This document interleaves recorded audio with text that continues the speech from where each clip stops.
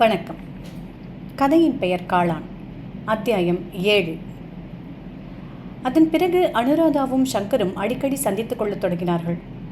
தான் பம்பாயில் பிறந்து வளர்ந்ததை, அப்பா பெரிய சார்ட்டர்ட் அக்கவுண்டண்டாக அங்கே இருப்பதை, கூட பிறந்த 2 அண்ணன்கள் என்பதை அனுராதா அவனுக்கு சொன்னாள். அப்பா அண்ணாக்கெல்லாம் நான் இப்படி தனியாக இருக்கிறதுல ரொம்ப வருத்தம்.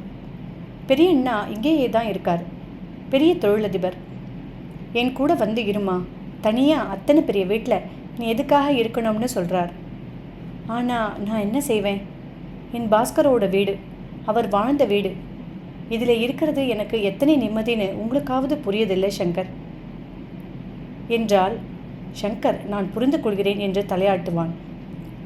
தான் தூத்துக்குடியில் பிறந்தது, அப்பா அங்கே மிராசுதாராக இருப்பது, BA MA முடித்து அமெரிக்காவுக்கு போனது, MBA படித்து வேலை பார்த்தது, டெல்லிக்கு வந்தது, சித்ராவை மணந்தது எல்லாம் சங்கர் கூறுவான். உங்கள் மாதிரியே தான் என் கதையும். சித்ராவை வச்சுக்கிட்டு நான் தனியாக டெல்லியில் அவஸ்தைப்பட்டேன். இப்போ மெட்ராஸில் படுறேன்றது எங்கள் பெரியவங்க அபிப்பிராயம். அவங்க கூட நாங்கள் போய் தங்காதது அவங்களுக்கு ஏக குறை. ஆனால் இது எப்படி சாத்தியம்? என் மனைவியை நான் வச்சு காப்பாற்றினாதானே எனக்கு பெருமை. அப்புறம் எனக்குன்னு வேலையில் ஒரு திருப்தி வேணாமா? இதையெல்லாம் பெரியவங்க கிட்ட எடுத்து எப்படி சொல்கிறது? உங்களுக்கு என் நிலைமை புரியுது இல்லையா என்றால் அனுராதா புரிகிறது என்று கரிசனத்துடன் தலையசைப்பாள். அடுத்து வந்த மாதங்களில் அவர்களிடையே ஒரு நூதனமான அந்யோன்யம் வளர்ந்து நன்றாக வேர்விட்டது என்றுதான் சொல்ல வேண்டும். முடிந்தபோது சங்கர் மாலையில் பீச்சுக்கு போவான். அனுராதா அடிக்கடி பெண்ணுடன் இவன் வீட்டுக்கு வந்து பேசி கொண்டிருந்து விட்டு போவாள். சித்ராவுக்கென அண்ணாவிடமிருந்தும் தெரிந்தவர்களிடமிருந்தும் வீடியோ டேப்புகளை வாங்கி வருவாள். எல்லோருமாக சேர்ந்து அமர்ந்து சினிமா பார்ப்பார்கள். சங்கராபரணத்தை போட்டுவிட்டு மானச சஞ்சரரே என்று வாணிஜெயராம் பாடும்போது, பா, ஆத்மார்த்தமாக எப்படி பாடுகிறார் என்று பரவசப்படுவார்கள். நடுநடுவில் ஃபோனில் நீளமாய் பேசுவார்கள். அன்று படித்த புத்தகத்தை பற்றி, என்றோ எப்போதோ நடந்து இன்று கதையாகிவிட்ட தங்கள் வாழ்க்கையை பற்றி. ஒரே தலைப்பை எடுத்துக்கொண்டு இருவரும் ஓவியம் வரைந்துவிட்டு, உன்னுடையது நன்றாக வந்திருக்கிறது என்று ஒருவரை ஒருவர் புகழ்ந்து கொள்வார்கள். இன்னும் இன்னும் எதை சொல்ல, எதை விட? ஆனால் எங்கள் ரசனை, விருப்பு வெறுப்புகள் ஒன்றாக இருக்கின்றன. அதுதான் இப்படி ஒரு அருமையான நட்பை வளர்த்து கொண்டிருக்கிறோம் என்று இருவரும் நினைத்திருப்பது பொய். இறந்து போன கணவர் பாஸ்கரின் சாயலை சங்கரில் அனுராதாவும், பிறக்காத மகளை நித்யாவில், முடங்கிப்போன மனைவியை அனுராதாவில் சங்கரும் காண முற்படுவதை இருவருக்கும் பழிச்சென்று நிரூபிக்கும் வகையில் அன்று அந்த சம்பவம் நடந்து அவர்களுடைய சிநேகத்தில் ஒரு திருப்புமுனை உண்டானது நிஜம்தான். சங்கருக்கு அடிக்கடி அனுராதாவின் வீட்டுக்கு போகும் பழக்கம் கிடையாது. அவள் இவன் வீடு தேடி வருவாளை தவிரவும் இவன் அவளுடைய நுங்கம்பாக்கம் வீட்டுக்கு இதுவரை 3 முறை போயிருந்தால் அதிகம். அன்று ஆஃபீஸுக்கு போகும் வழியில் ஹிக்கின்பாதம்ஸ் புத்தக கடையில் நுழைந்த சங்கர், அனுராதா ரொம்ப நாட்களாக படிக்க வேண்டும் என்று ஆசைப்பட்ட புத்தகத்தை அங்கு பார்த்து வாங்கி அலுவலகத்துக்கு வந்ததும் முதல் காரியமாக அவளுக்கு ஃபோன் செய்தான். நீண்ட நேரம் ஒலித்த பிறகு சமையல்கார அம்மாள் ஃபோனை எடுத்தாள். நான் சங்கர் பேசுகிறேன், அம்மா இல்லையா? உங்களுக்கு செய்தி தெரியாதாங்க? காலையில் நித்யாவை ஸ்கூலில் கொண்டு விட்டுட்டு வர்றப்போ லாரி ஒன்று நம்ம காரில் மோதி சங்கர் உரக்க கத்தினான். அம்மாவுக்கு நெத்தியில் காயப்பட்டிருக்கு, தையல் போட்டுட்டு வந்து இப்போத்தான் படுத்தாங்க. என்னது? படக்கென்று ரிசீவரை வைத்த சங்கர் மேஜை டிராயரை அரைந்து மூடி கொத்து சாவியை எடுத்துக்கொண்டான். அறையை விட்டு வெளியில் வந்து காரியதர்சியிடம், நான் அவசரமாக வெளியில் போகிறேன், என் வேலைகளை கவனிச்சுக்கோங்க என்று சொல்லி லிஃப்ட்டுக்கு கூட காத்திராமல் மாடிப்படிகளில் வேகமாக இறங்கி வந்து காரில் ஏறி, டிரைவர் நுங்கம்பாக்கத்துக்கு போ, வேகமாக போ என்று உத்தரவிட்டு சீட்டில் சாய்ந்து கொண்டான். அனுராதாவுக்கு விபத்தா? தையல் போடும் அளவுக்கா? ரொம்ப ஆழமாக அடிபட்டிருக்குமோ? அதுதான் தையல் போட்டிருக்கிறார்களோ? உள்ளங்கையில் வியர்வை ஊறியதை சங்கர் துடைத்து கொண்டான்.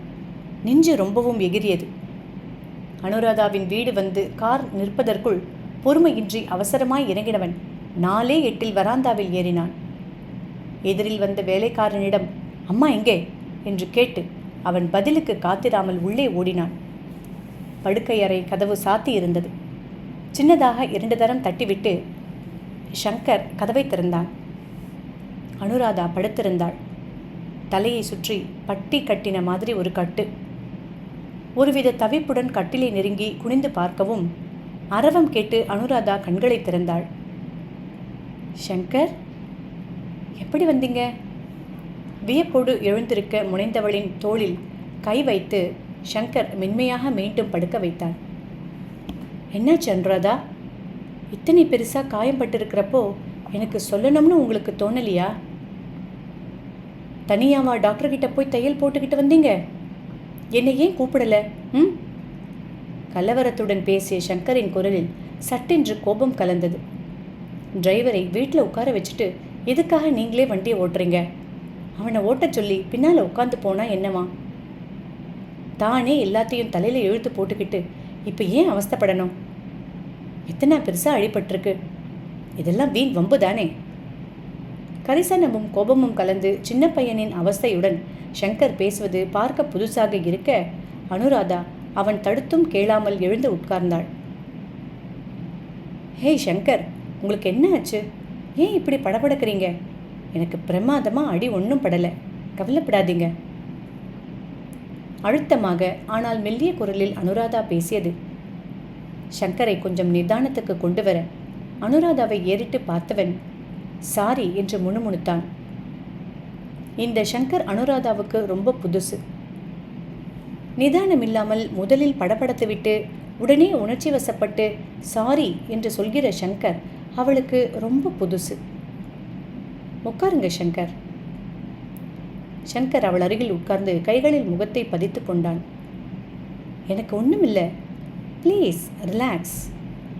நிறுத்தி இருந்த வண்டி மேலே லாரி மோதினதால நெத்தி கண்ணாடியில் இடிச்சு அடிபட்டது.